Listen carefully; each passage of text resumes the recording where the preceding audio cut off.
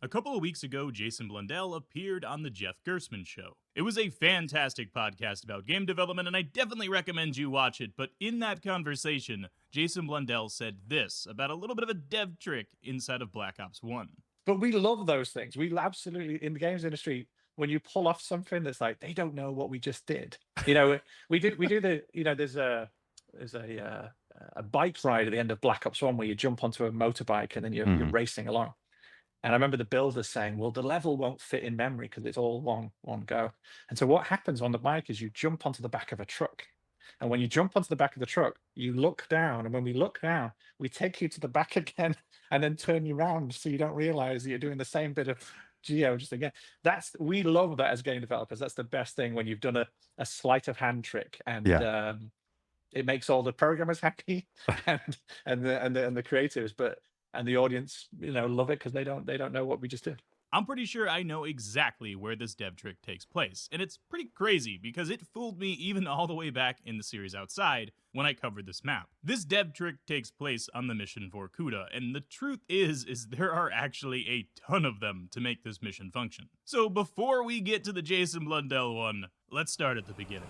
Every journey begins with a single step. This is step one! Security! Now, we take Vorkuta!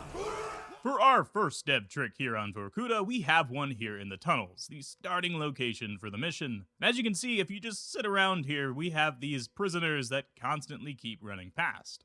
And the truth is about these randomly named prisoners is they're actually the same guys running in a circle constantly, and when they get to wherever they need to go, they despawn. However, they don't despawn if they're inside of the player, which makes for some pretty strange situations when you actually come up here. Yeah, this guy's supposed to be gone by now, but we could just create a massive pileup by just standing here. But essentially what's happening here is these prisoners just run through a set path. At the beginning, they get called in, and at the very end, they get called out. This method ensures that there's a limit to the amount of prisoners on the screen at one time. However, the game makes sure that they don't despawn when inside of the player, and, well, we're not supposed to be where we are right now. It doesn't seem like the game is having too much of an issue, although every once in a while, one of the prisoners gets away. Oh, they're congregating over there as well. Wow, dude. I blocked them with this pole, and then suddenly they're all gone. For our next dev trick here, we're gonna have to go through the mission a little bit more, and take the elevator up and out of this prison. But luckily, we don't have to wait very long, because this machine gun that is shooting us here as we escape Vorkuta, well, there's something pretty strange about its model. And, in fact, the way that it works in general. Because as you can see, it doesn't really need an AI to man it. And also, that is definitely an M249 saw, looking a lot like the model from Call of Duty 4. Although, obviously, operating completely different. It seems that the developers just changed the fire rate as well as the gun sound, and since this model won't be seen by the player, it's all the way up here in a tower, it really didn't make much of a difference. But it is insanely cool to be able to get an up-close look at it. And what's even cooler is that you can indeed use this gun and shoot down at your friendlies with it. It seems that no matter what, it will continuously shoot even without your supervision, but also will shoot when you do click, which is kind of strange. And in the bottom right-hand corner, there's even a little icon to show that it overheats. But even when it does overheat, the gun keeps shooting. At least the automated version of it does anyway. And not to mention, the bullets seem to be homing and are always focused at the player, so even if I go behind it, the gun is somehow shooting directly to its side. Doesn't make a lot of sense, but all the way down there, the player would never know. But that is it for this little dev trick, so moving on further into the mission to show the next one. Because up ahead of us is a small armory. Sergey! Break open the arms lockers! Mason, climb the tower and support the uprising in the south!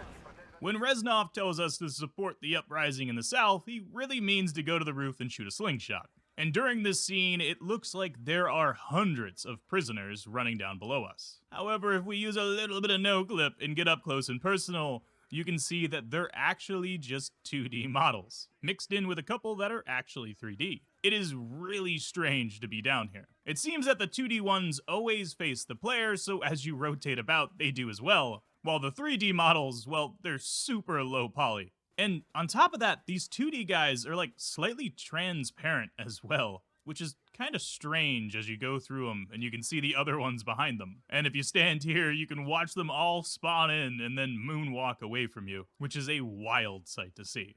And after skewering the winged beast and moving on into an armory, we can see the next dev trick used with these armored reinforcements. Here in the room awaiting their arrival, we can see them pass by the window. But in order to make this animation line up with the one of them breaching the garage, well, there's actually two separate things going on here. These models despawn, and right as the garage blows open, the soldiers that actually breach spawn in. And it is really cool to watch this little scene play out from outside the map. And as a little bit of a bonus, just because I can, I'm going to grab the death machine early and go ahead and player_sustain ammo 1. Beautiful. This will make this section of the mission much easier than it's supposed to be. Get that boat over now! Almost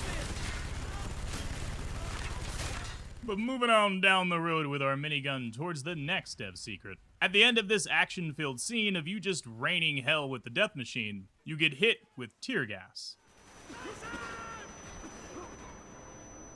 Mason starts coughing, falls to the ground, and then the screen fades to black. When you wake up, you spawn in some sort of garage. A garage with 2 motorcycles.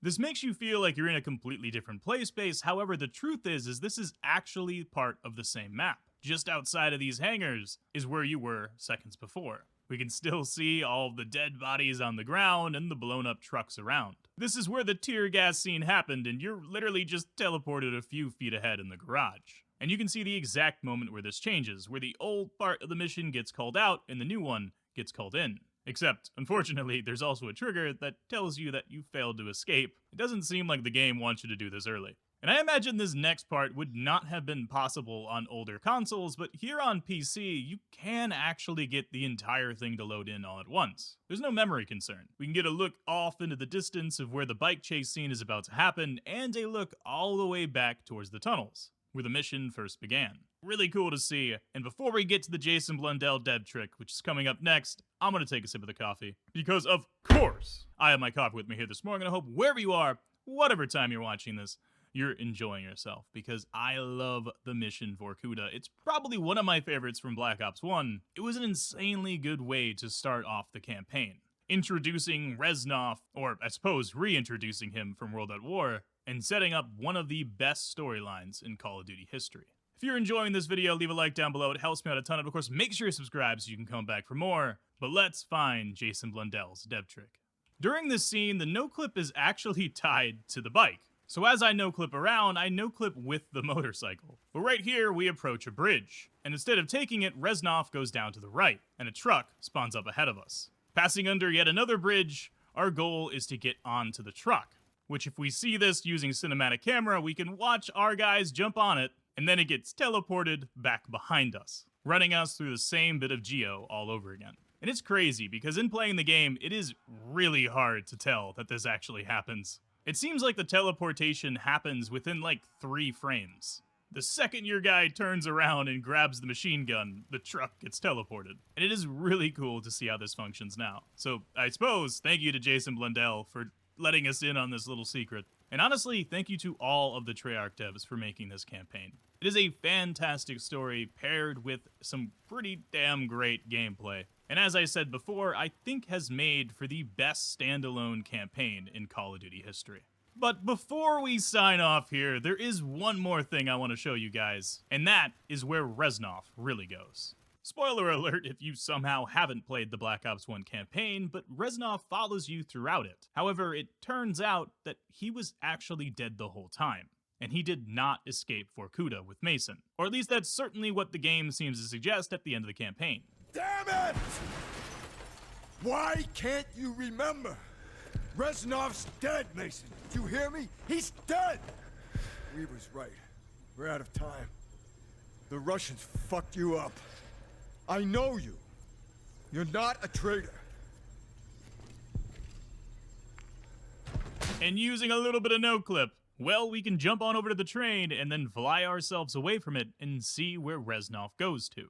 He drives down this little dirt path before his truck goes to a halt, blocked by what looks like some sort of checkpoint and some armed guards. So I suppose these are the guys that actually kill Reznov. Although I gotta say, he definitely seems to have accepted his fate, with his arm out the window, driving towards his demise. Jump, Mason, jump! Also, one last thing, this train here that Mason jumps on, well, with no clip we can see when it reaches the end of the tracks, it sort of just crashes into itself. Kinda crazy. But I'll leave you guys with that. If you want to watch more of my content, you can click one of the videos on your screen right now, but if not, I'll catch you guys in the next one. Stay awesome, and peace out. Step 8, Reznov! Freedom! For you, Mason! Not for me! Reznov!